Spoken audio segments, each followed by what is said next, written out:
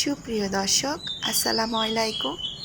Welcome to my channel happy cooking zone.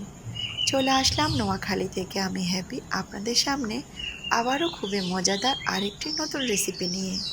আমার আজকের রেসিপিটি হলো চিকেন ভেজিটেবল ফ্রাইড রাইস। খুবই সহজভাবে ঘরে থাকা কিছু উপকরণ দিয়ে মজাদার এই চিকেন ভেজিটেবল ফ্রাইড রাইসটি আজকে আমি কিভাবে বাসায় তৈরি করি আপনাদের সাথে তা শেয়ার করব। আশা করি আপনাদের থেকে আমার আজকের এই সহজ রেসিপিটি ভালো লাগবে। ভালো লেগে থাকলে পুরো ভিডিওটা দেখবেন এবং পরিশেষে একটা লাইক দিবেন। চিকেন ভেজিটেবল ফ্রাইড রাইসটি তৈরি করার জন্য প্রথমে আমি চুলায় বসিয়ে দিলাম একটি কড়াই। কড়াইটা গরম হয়ে আসলে এখন এর সাথে আমি অ্যাড করলাম 3 টেবিল চামচ তেল। তেলটা একটু গরম হয়ে আসলে এর সাথে আমি ভেজে নেব ডিম। প্রথমে আমি চিকেন ভেজিটেবল ফ্রাইড রাইস তৈরি করার জন্য ডিমটা ভেজে নিচ্ছি। এখানে 3টি ডিম আমি ভালোভাবে ভেজে তেল থেকে উঠিয়ে নেব।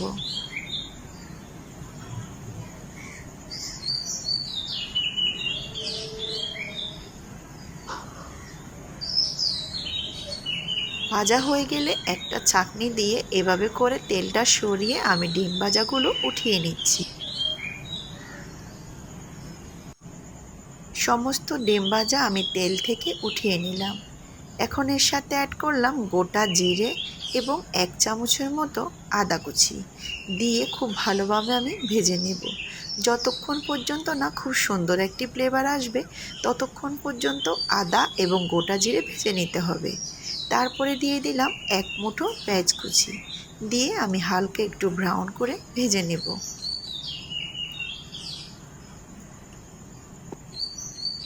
কিছুক্ষণ ভেজে নেওয়া হয়ে গেলে এর সাথে আমি অ্যাড করব মুরগির মাংসগুলো। ছোট ছোট করে কিউব করে কেটে রাখা মাংসগুলো এখন আমি পেঁয়াজের সাথে ভালোভাবে ভেজে নেব।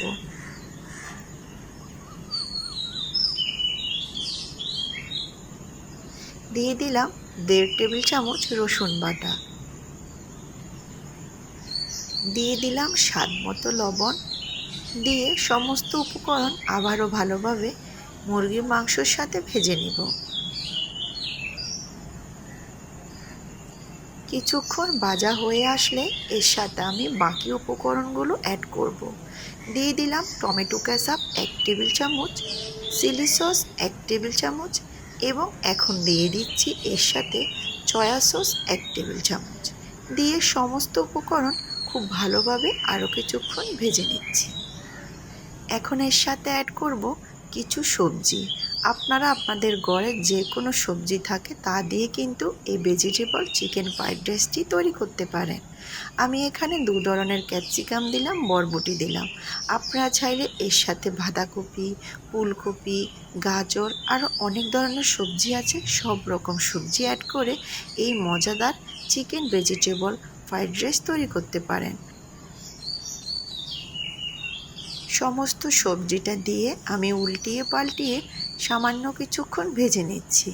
সাথে অ্যাড করব শাহি জিরা 1 টেবিল চামচ এবং আগে থেকে ভেজে রাখা ডিম কুচিগুলো দিয়ে আবারও উপকরণগুলো একসাথে করে ভেজে নিচ্ছি।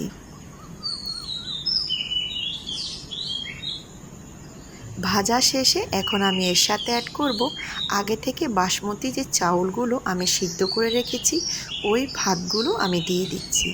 সমস্ত ভাতগুলো দেওয়া হয়ে গেলে উল্টিয়ে পাল্টিয়ে চুলার আগুনটা মিডিয়াম আঁচে রেখে এই ফ্রাইড রাইসটি ভেজে নিতে হবে।